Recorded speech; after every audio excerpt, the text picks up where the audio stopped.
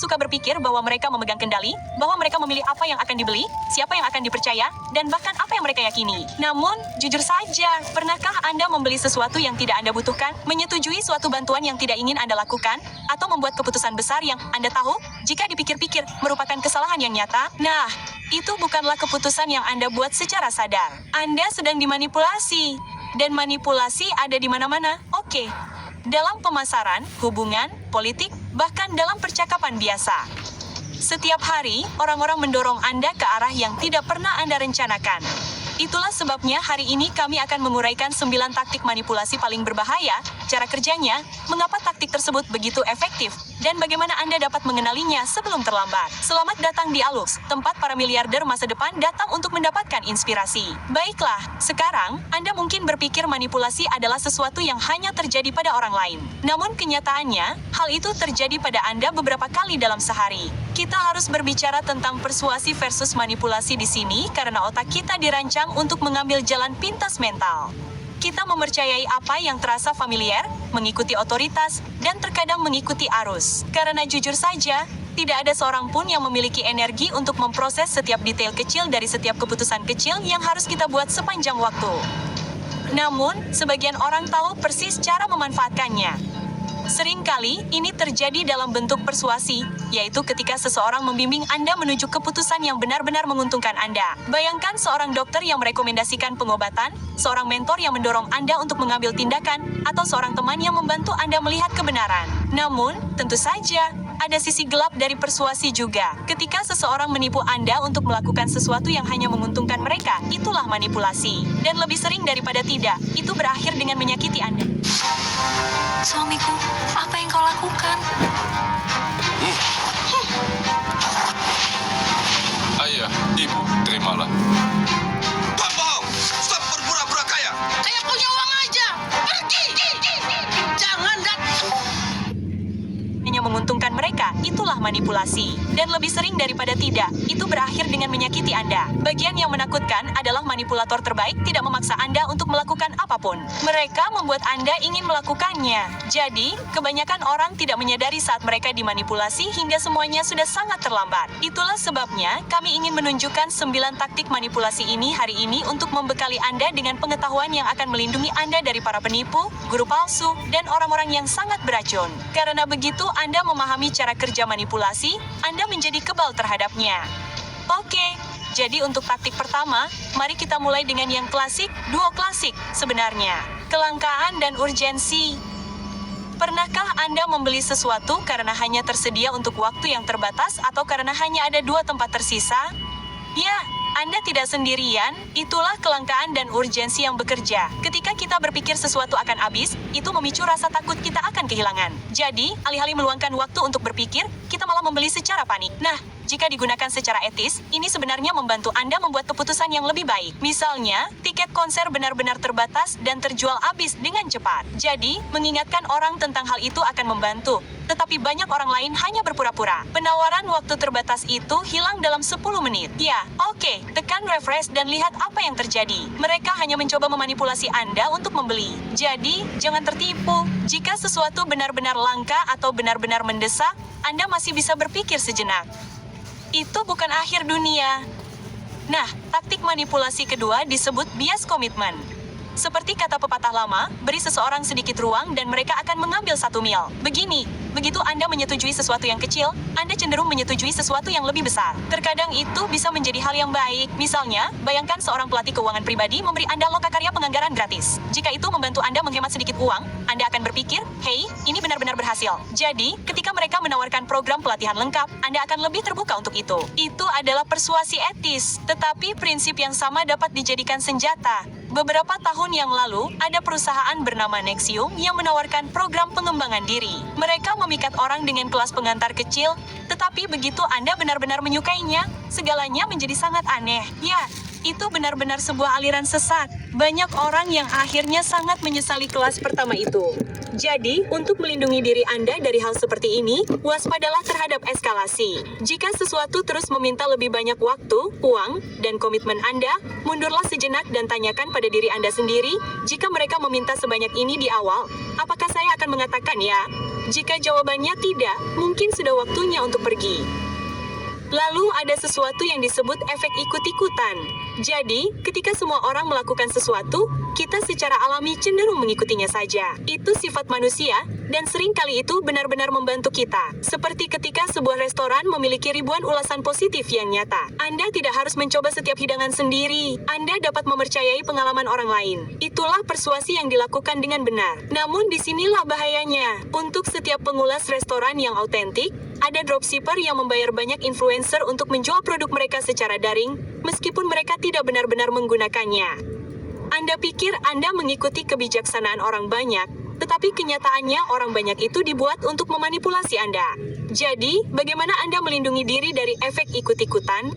Sederhana, jangan serahkan keputusan Anda kepada orang banyak, terutama untuk pilihan hidup Anda yang besar. Tanyakan pada diri Anda, apakah saya menginginkan ini atau apakah saya hanya berpikir saya harus melakukannya karena semua orang menginginkannya? Oke, sekarang mari kita lanjutkan. Pernahkah Anda mendengar seseorang berkata bahwa tidak ada makan siang gratis? Nah, mereka mungkin pernah menjadi korban taktik manipulasi keempat kita, timbal balik. Karena Anda lihat, ketika seseorang memberi kita sesuatu, bahkan jika mereka mengatakan tidak ada syarat apapun, kita merasa berkewajiban untuk membalasnya. Lagi pula, tidak ada yang ingin terlihat tidak tahu berterima kasih. Dan di tangan yang tepat, ini bisa menjadi hal yang hebat. Lembaga nirlaba, misalnya, sering membagikan stiker, gelang, atau kaos untuk menyebarkan kesadaran. Dan ini membuat orang lebih mungkin untuk berdonasi sebagai balasannya. Itu adalah situasi yang menguntungkan bagi semua orang yang terlibat, dan bahkan lebih baik lagi jika itu untuk tujuan yang baik. Namun, terkadang timbal balik menjadi tidak terkendali. Contoh klasiknya adalah orang yang mulai menyeka kaca depan mobil Anda di lampu merah tanpa izin. Mereka tahu persis apa yang mereka lakukan. Oke, tujuannya bukan untuk membantu, melainkan untuk membuat Anda merasa bersalah atau bahkan mengintimidasi Anda agar memberikan uang. Jadi, ingatlah bahwa setiap hadiah yang ditawarkan kepada Anda adalah hak Anda untuk diterima atau ditolak. Dan jika Anda menerimanya, hadiah tersebut haruslah hadiah, bukan utang. Jadi, jangan biarkan siapapun menekan Anda untuk membalas karena kemurahan hati sejati tidak disertai syarat. Berikutnya adalah otoritas. Anda tahu, dokter, ilmuwan, ahli, jika seseorang memiliki gelar, seragam, atau kredensial yang tepat, otak manusia cenderung memberi mereka beberapa poin tambahan. Dan sebagian besar waktu, itu sepenuhnya baik-baik saja. Jika dokter Anda merekomendasikan suatu perawatan, Anda tidak perlu menghabiskan waktu berjam-jam untuk memeriksa fakta semuanya. Anda dapat yakin bahwa itu didukung oleh penelitian medis selama bertahun-tahun, setidaknya sebagian besar waktu. Namun, masalahnya adalah otoritas dapat dengan mudah dipalsukan. Maksud saya, siapapun bisa mengenakan jas lab dan menjual suplemen yang tidak berguna. Siapapun bisa menyebut diri mereka sebagai pemimpin pemikiran. Dan siapapun bisa menyewa Lambo untuk menjual skema cepat kaya. Itu populer akhir-akhir ini dan menunjukkan dengan tepat bagaimana manipulasi melalui otoritas bekerja. Itu membajak kepercayaan Anda dan berasumsi Anda tidak akan mempertanyakannya. Jadi, bagaimana Anda menangkalnya? Gelar, dan reputasi biasanya kredibel, tetapi tidak ada artinya jika orang di baliknya bukanlah orang yang sebenarnya. Tidak ada salahnya untuk memeriksa ulang apakah pengacara Anda lulusan Harvard atau lulusan Harvard. Baiklah, jadi mari kita lanjutkan lagi. Taktik manipulasi ke-6 adalah salah satu yang paling sulit dihindari karena Anda harus berpikir dengan cara yang sama sekali berbeda dari yang biasa Anda lakukan.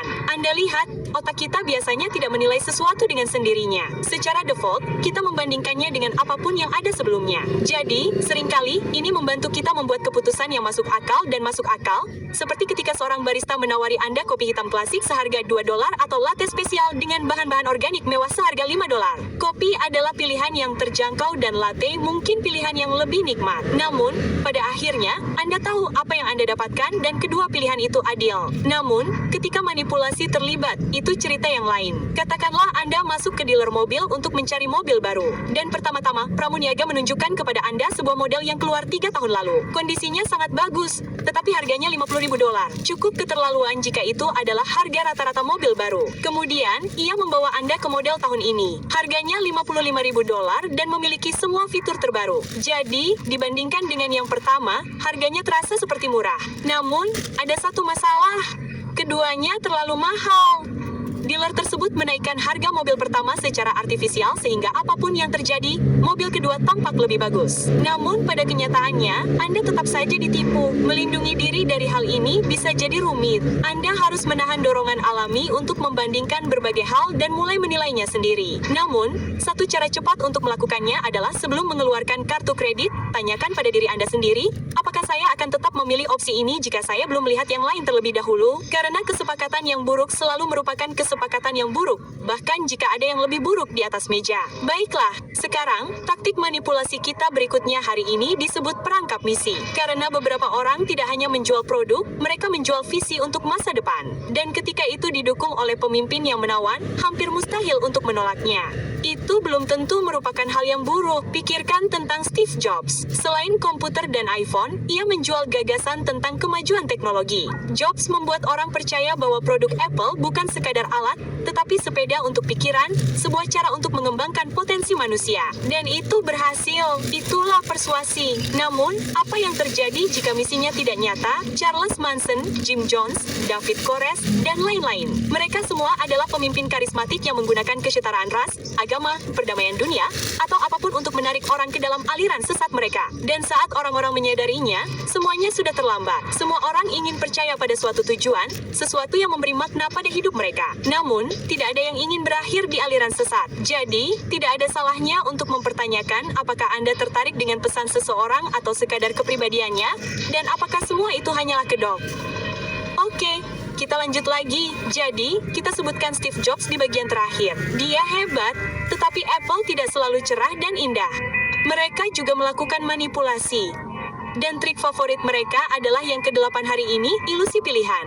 Jadi, pernahkah Anda bertanya-tanya mengapa rasanya mustahil untuk memilih produk Apple yang tepat? Katakanlah Anda mencari iPhone dengan harga yang pantas, dan Anda memulai dengan salah satu model dari beberapa tahun yang lalu. Ia memiliki semua yang Anda butuhkan, tetapi penyimpanannya tidak cukup. Jadi, Anda meningkatkannya, dan tiba-tiba harganya lebih mahal daripada model tahun lalu, yang memiliki lebih banyak fitur. Jadi, Anda beralih ke itu, kecuali, penyimpanan rendah lagi. Sekarang, Anda kembali ke titik awal, meningkatkannya lagi. Lagi-lagi sampai tiba-tiba Anda memberikan semua uang Anda ke perusahaan buah untuk persegi panjang ajaib terbaru dan terhebat mereka. Itulah ilusi pilihan. Oke, dan itu lebih umum daripada yang Anda kira. Bayangkan atasan Anda memperkenalkan kebijakan baru bahwa lembur sekarang menjadi pilihan. Tidak ada yang dipaksa untuk melakukannya, tetapi beberapa karyawan mulai bertahan dan tiba-tiba mereka mendapatkan proyek terbaik dan promosi besar. Sementara itu, mereka yang berpegang pada jadwal reguler, mereka mulai tertinggal. Jadi, meskipun lembur secara teknis merupakan sebuah pilihan, itu benar-benar satu-satunya pilihan. Manipulasi klasik. Sekarang, triknya di sini bukanlah melawan sistem karena ketika itu adalah atasan Anda atau perusahaan multinasional terbesar dalam sejarah. Tidak banyak yang dapat Anda lakukan. Jadi, sebaliknya, yang terbaik adalah melihat sistem apa adanya. Lain kali Anda dihadapkan pada pilihan yang sebenarnya tidak terlalu penting. Mungkin sudah waktunya untuk menjauh. Mungkin sudah waktunya untuk menjauh. Baiklah, sekarang kita beralih ke taktik manipulasi ke-9. Yang ini disebut efek pengungkapan belaka, dan mungkin ini yang paling perlu Anda perhatikan, terutama di zaman sekarang ini. Jadi, cara kerjanya seperti ini. Semakin sering Anda melihat, mendengar, atau mengalami suatu pesan, semakin terasa familiar dan benar pesan itu. Jadi, ketika digunakan untuk kesehatan masyarakat dan kampanye anti merokok, atau bahkan merek yang sekadar mengiklankan diri mereka sendiri, hal itu umumnya tidak masalah. Pengulangan membangun keakraban dan keakraban membangun kepercayaan.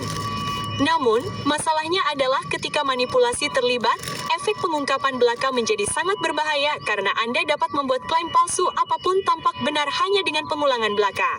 Maksud saya, itulah definisi propaganda secara harfiah, bukan? Jadi, sejarah penuh dengan contoh. Tetapi Anda tidak perlu melihat jauh ke masa lalu untuk melihat hal ini terjadi.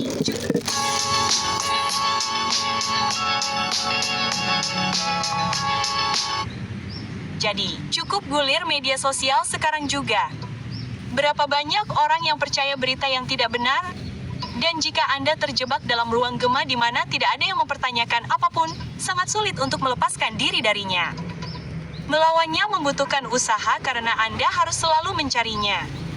hanya karena Anda telah mendengar sesuatu ribuan kali sebelumnya. Bukan berarti itu benar. Jadi, jika sesuatu terus muncul di beranda, berita, atau percakapan Anda, gali lebih dalam. Oke, karena itu adalah salah satu kebiasaan paling sehat yang dapat Anda miliki di sini. Pada akhirnya, manipulasi tidak hanya terjadi dalam pemasaran, politik, atau lingkungan sosial. Itu terjadi di mana-mana. Keyakinan yang Anda pegang, kebiasaan yang Anda bentuk, bahkan pilihan keuangan yang Anda buat, semuanya dipengaruhi oleh dunia di sekitar Anda. Jadi, apakah Anda membuat keputusan itu sendiri atau orang lain yang mengendalikannya?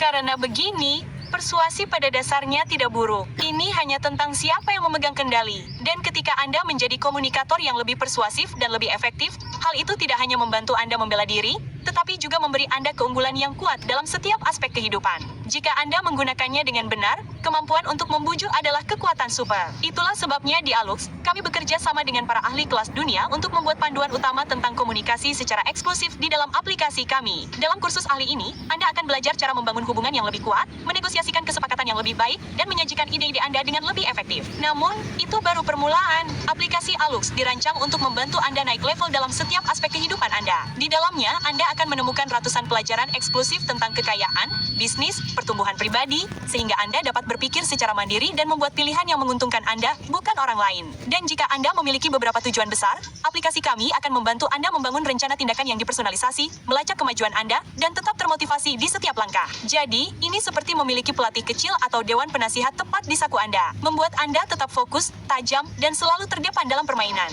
Jika Anda serius ingin mengendalikan masa depan Anda, mulailah hari ini. Oke, unduh aplikasi Alux dan pindai kode QR di layar, dan Anda akan mendapatkan diskon 25% untuk paket tahunan sehingga Anda dapat mulai membangun kehidupan yang Anda pilih. Semoga kami berhasil meyakinkan Anda untuk mencobanya. Dan dengan itu, Aluxer, sampai jumpa lagi di lain waktu. Sampai jumpa, jaga diri.